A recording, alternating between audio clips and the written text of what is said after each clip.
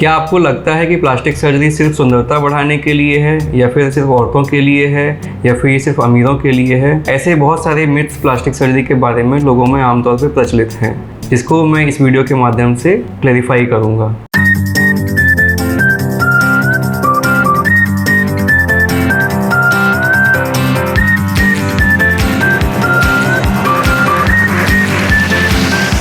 नमस्कार दोस्तों, मैं डॉक्टर विवेक गुप्ता एक बोर्ड सर्टिफाइड प्लास्टिक सर्जन हूं और अपने पिछले 7 साल के प्लास्टिक सर्जरी के अनुभव के द्वारा अपने मरीजों का कॉन्फिडेंस बढ़ाने में हेल्प कर रहा हूं। मेरे यूट्यूब चैनल पर आपका तहे दिल से स्वागत है।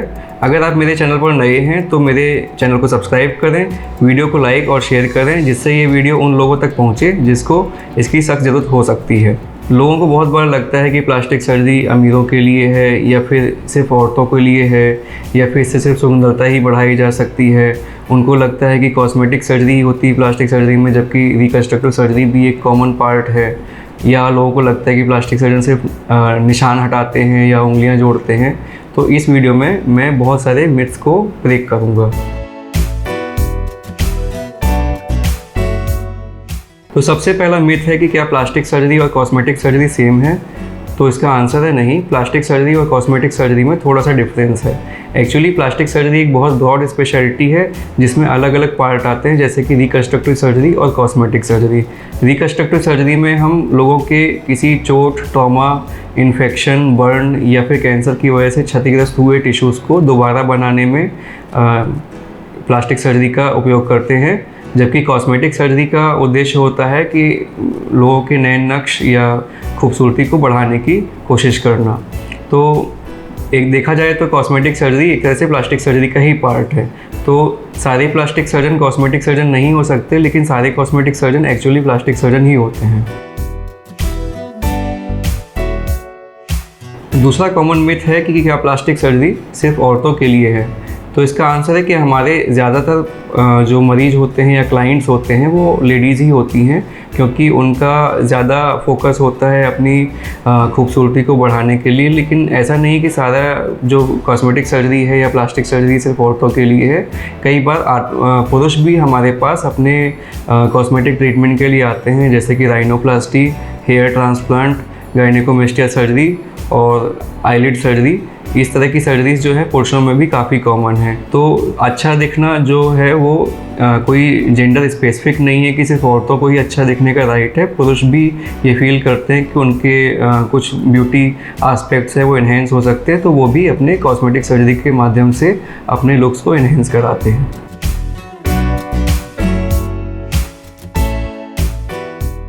अगला मिथ है कि प्लास्टिक सर्जरी सिर्फ अमीरों के लिए है।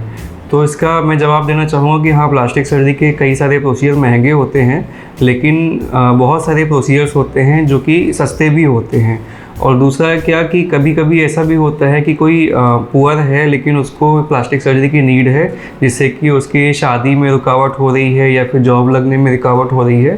तो हम उन मरीजों में अपने जो ट्रीटमेंट है उनको डिस्काउंटेड रेट में या इवन कैंप के माध्यम से भी प्रोवाइड कराने में हेल्प करते हैं। साथ ही साथ जो रिकन्स्ट्रक्टिव सर्जरी है, जिसका मेन एम होता है कि आपके जो डैमेज टिश्यू किसी इन्फेक्शन, किसी ट्रॉमा या बर्न या फिर कैंसर की वजह से हुआ है, तो उसको हील करने में हेल्प करना। तो रिकन्स्ट्रक्टिव सर्जरी कंपैरेटिवली सस्ती होती है और उसको सभी तरह के पेशेंट अफोर्ड कर सकते हैं।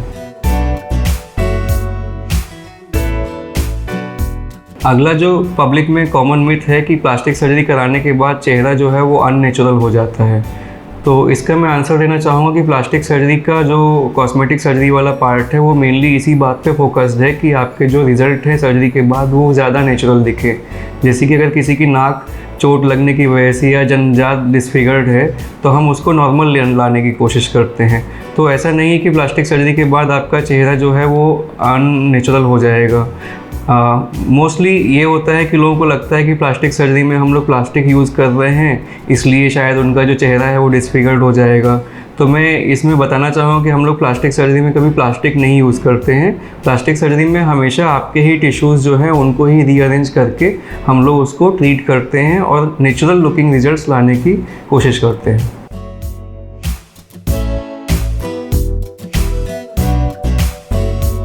अगला जो कॉमन मिथ है वो ये है कि प्लास्टिक सर्जरी सिर्फ शौकिया लोग कराते हैं।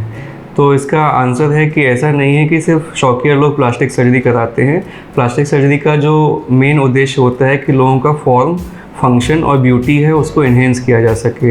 यानी कि अगर आप डिसफिगर्ड दिखते हैं तो उसको इम्प्रूव कर सकें, आपके कोई बॉडी फंक्शंस जो अच्छे नहीं हैं उनको हम सर्जरी के माध्यम से इम्प्रूव कर सकें, और जो आपका चेहरा है वो नॉर्मल दिखता है या बिलो एवरेज है तो उसको हम सर्जरी के माध्यम से इन्हेंस कर सकें और ब्यूटीफुल बना सकें।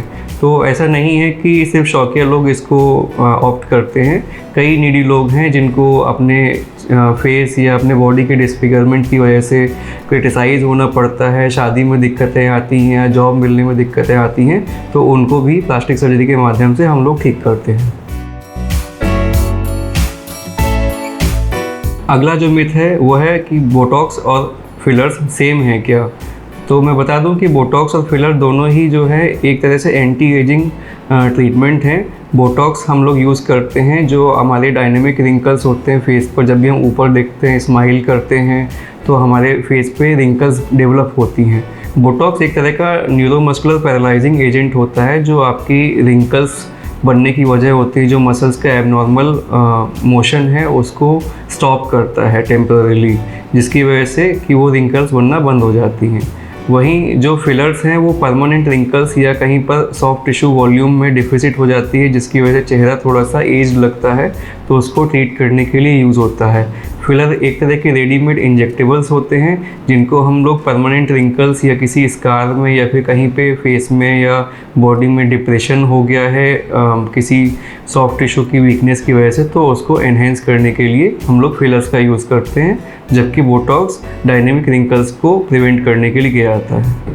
वीडियो को पूरा देखने के लिए धन्यवाद। अगर आपका कोई प्रश्न है या कोई डाउट है या कोई मिथ आपको क्लियर करनी है तो कमेंट बॉक्स में लिखें, मैं आपके कमेंट्स का पर्सनली जवाब देता हूं। आपका सपोर्ट हमारे लिए इम्पोर्टेंट है, इससे हमें बेहतर मेडिकल कंटेंट बनाने में हेल्प मिलती है, इसलिए मेरे वीडियो को लाइक करें और शेयर करें, चैनल को सब्सक्राइब करें। मेरे चैनल के बाकी वीडियोस को भी देखना ना भूलें जो कि आपको रिकमेंडेड सेक्शन में दिखाई देते हैं। मैं आपको जल्दी नए वीडियो में मिलूँगा, तब तक के लिए stay healthy and take care.